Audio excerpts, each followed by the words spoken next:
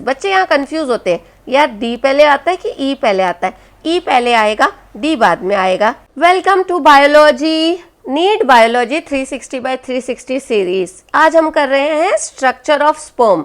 ये भी एक अच्छा एक्सपेक्टेड क्वेश्चन रहता है एंड वन शुड नो। इससे ज्यादा इजी कहीं नहीं आपको लगेगा। स्ट्रक्चर ऑफ स्पर्म में देख लो बच्चों, चलो ये है स्ट्रक्चर ऑफ स्पर्म, ठीक है, रफ डायग्राम है। अभी आप भी अपना ऐसे ड्रॉ करना और उसके बाद खुद ही पॉइंट्स डालते जाना, आपको स्पर्म रट जाएगा। तो सबसे पहले वो डबल लेयर वगैरह तो आप कर लेना, वो मैं उसमें नहीं जा रही हूँ, ठीक है। सपोज ये, तो दिस पोर्शन उसके हेड से चालू करो, इसको नाम दे दो एक्रोसोम। तो एक स्पर्म में सबसे टॉप का पोर्शन होता है एक्रोसोम, ठीक है। एक्रोसोम के बाद में आप उसको न्यूक्लियस बना दो एक बड़ा, ठीक है। एक बड़ा हमने न्यूक्लियस बना दिया, न्यूक्लियस बना दिया, जो जो जो जो चीजें पता होना चाहिए। और यहाँ पर आप एक डाल दो माइटोकॉन्ड्रिया, डाल दिया माइटोकॉन्ड्रिया, ठीक है। Should I change the colour? ये है माइटोकॉन्ड्रिया, ठीक है। नाउ विल डू यहाँ पर एक सेंट्रियोल। अब देखो, एक्रोसोम ड्रॉ कर दिया, न्यूक्लियस ड्रॉ कर दिया, सेंट्रियोल ड्रॉ कर दिया और एक माइटोकॉन्ड्रिया ड्रॉ कर दिया, डल गया। और एक टेल लिख दो। अब इन सब के फंक्शंस अगर आपको आ गया तो आपका स्ट्रक्चर ऑफ स्पर्म या इससे रिलेटेड क्वेश्चंस हो गए। तो देखो एक्रोसोम का काम क्या है? एक्रोसोम का काम क्या है?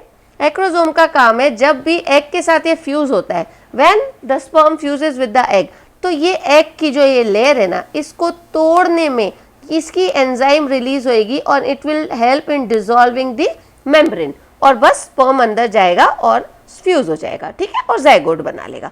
तो इसका ये फंक्शन है। नेक्स्ट, न्यूक्लियस क्या करेगा? अरे न्यूक्लियस का काम क्या है? बॉडी को एनर्जी वगैरह देने का सारा काम करेगा। और क्या पता होना चाहिए? तो आपको इस सेंट्रियोल के बारे में पता होना चाहिए। सेंट्रियोल के बारे में क्या पता होना चाहिए?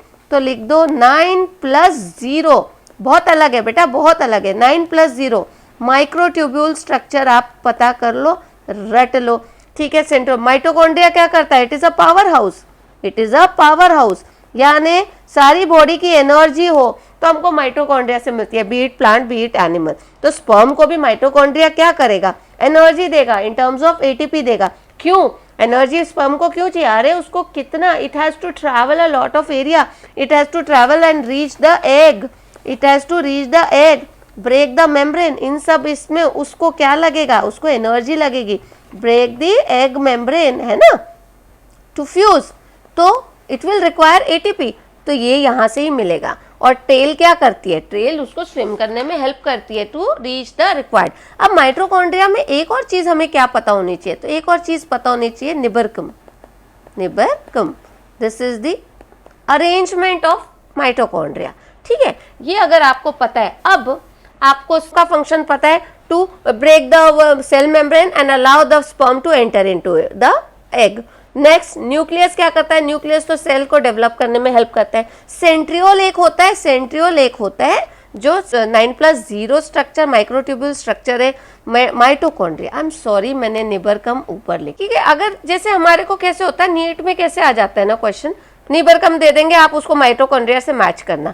माइटोकॉन्ड्रिया पावर हाउस करके तो कभी नहीं पूछते, निबरकम पूछे माइटोकॉन्ड्रिया। सेंट्रियोल पूछ लिए तो 9+0 माइक्रोट्यूब्यूल दे सकते हैं आपको। एक्रोसोम का एक फंक्शन तो पूछते ही रहते हैं, ठीक है। स्पर्म के बारे में हमें क्या पता होना चाहिए? स्पर्म के बारे में होना चाहिए minimum 200 to 300 million sperms are produce, ठीक है, in a normal male, in a normal mails.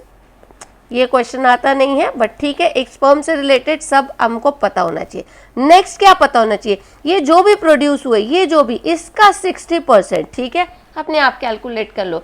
60% sperm should have normal shape. देखो क्राइटेरिया बदलता जा रहा है, जैसे जैसे आप आगे जाते जाओगे उसका क्राइटेरिया और डिमांड बदलती है। शेप एंड साइज प्रॉपर होना चाहिए, ठीक है। एंड इस 60% का 40% should have vigorous motility, ठीक है।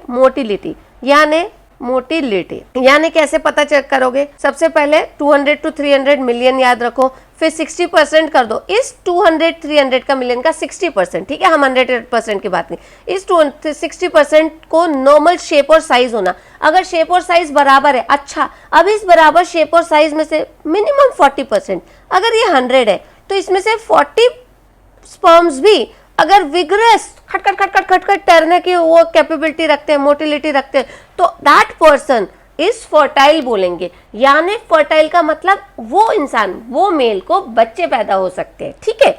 अदरवाइज अगर ये 40% क्राइटेरिया नहीं होता है, तो जैसे होता है ना उनको एक कोई कपल होता है जिनको बच्चा नहीं पैदा होता, the reason behind this is 40% criteria में वो स्पर्म्स नहीं रहते हैं जो विगरस मोटिलिटी होते हैं, या 60% का नॉर्मल शेप एंड साइज नहीं होगा। जब 60% नॉर्मल शेप एंड साइज ना होंगे तो आगे का नहीं होगा। इनमें से कोई भी क्राइटेरिया अगर फॉलो नहीं होता है तो उनमें प्रॉब्लम्स होती है। That can be corrected with the other techniques जो हम लोग पढ़ते हैं दूसरे चैप्टर में, रिप्रोडक्शन के ही सेकेंड वाले टॉपिक में हम पढ़ते हैं, ठीक है।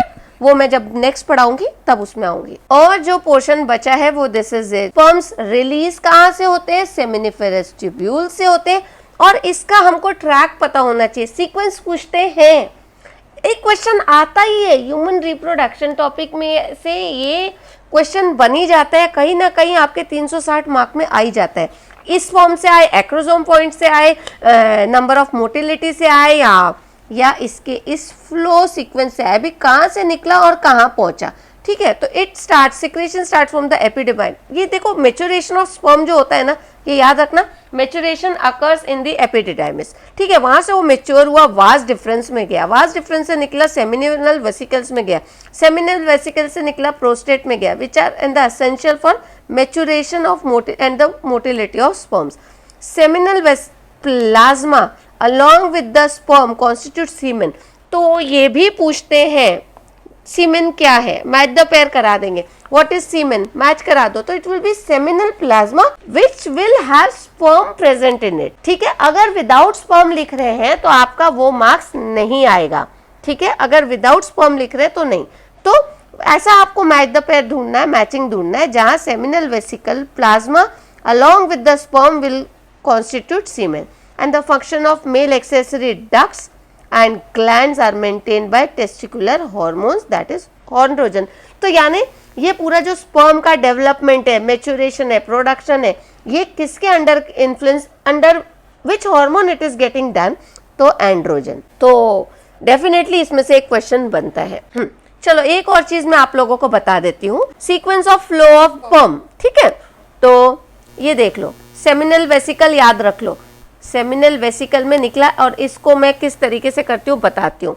और रीट टेस्टिस, वासा, 2 बार आएगा वासा, ABCD में वासा इफरेंस आएगा और वासा डिफरेंस आएगा, ठीक है। तो डी को दूर कर दो तो इफरेंस, वासा इफरेंस आ गया, उसके बाद ये जाएगा और वास इफरेंस और वास डिफरेंट, 2 वासा के बीच में आ जाता है एपिडिडाइमिस। तो बस इसके नीचे मैंने बोल दिया 2 वासा के नीचे, 2 वासा के बीच में आप एपिडिडाइमिस डाल दो, और डिफरेंस, वास डिफरेंस नीचे करो, मतलब बाहर निकल रहा है। तब ये this is from inside to outside, this is from inside to outside body हो रहा है, ठीक है। The flow is from inside to outside. Seminal vesicle में तो बनता है, ओके। अब रीट टेस्टिस में आएगा, रीट टेस्टिस के बाद अब मैंने बोल दिया वासा डाल दो, 2 वासा डाल दो, उसमें एपिडिडाइमिस कर दो, इफरेंस बीच में ले लो, डिफरेंस बाद में, और जस्ट बाहर निकाल दो। तो बाहर कैसे निकलेगा? इजैकुलेशन होता है ना, तो इजैकुलेटरी डक्ट कर दो, इजैकुलेटरी डक्ट, ठीक है। तो शॉर्टकट में बोल दूं फिर से, सेमिनल वेसिकल में बनता है, आप सबने पढ़ा है, ओके। सेमिनल वेसिकल में बना के बाद आया रीट टेस्टिस में, रीट टेस्टिस के बाद वास इफरेंस और वास डिफरेंस। बच्चे यहाँ कंफ्यूज होते हैं, यार डी पहले आता है कि ई पहले आता है? ई पहले आएगा, डी बाद में आएगा, ठीक है। डी से दूर कर दो, दूर निकाल दो, बाहर निकाल दो, बीच में हमको एपिडिडाइमिस डालना है। सीक्वेंस बदलते रहते हैं, एक क्वेश्चन बनता है, इजैकुलेशन कर रहे हैं तो इजैकुलेटरी डक्ट में गया, इजैकुलेटरी डक्ट से डायरेक्ट यूरेथ्रा में जाकर it will be out of the body, ठीक है।